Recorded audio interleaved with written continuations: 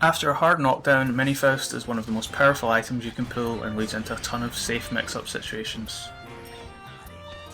You not only get more opportunities to do strike-throw mix-ups, but also to cover failed grab attempts, and to crank the risk gauge on opponents who defend. Well, as much as Faust can do that. Wow! While your high-low game is reactable, Minifaust creates some visual noise and also puts people into situations they're probably not as familiar with, allowing you to catch them sleeping on things they'd normally be able to block. The first thing to note is the positioning of your item toss. How deep you throw Little Mans determines what you can get out of him.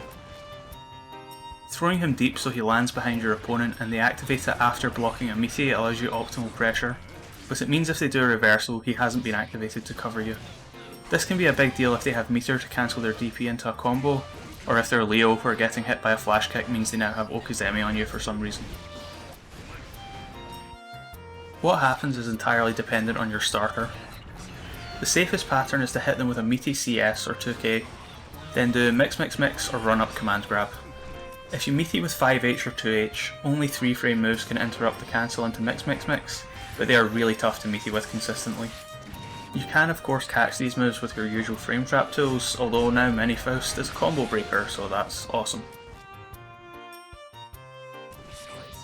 5H mix mix mix catches people trying to jump out of the command grab and gets you monster damage. If you're not desperate for a meaty, it's a great option. Just make sure you use it from out of grab range, so if they're mashing throw you don't have your setup ruined. If they stay grounded, there's enough time to run up and command grab before Minifaust hits, but you have to run far enough they can react to the dash if they're looking for it. 6H is your most ambitious move, but leads into big damage and insane corner carry with a wall break from anywhere on the screen if you have meter. From mid-screen you don't even need to spend bar. The deeper you throw the Minifaust, the easier this combo becomes, because you get more time to dash up after mix mix mix finishes.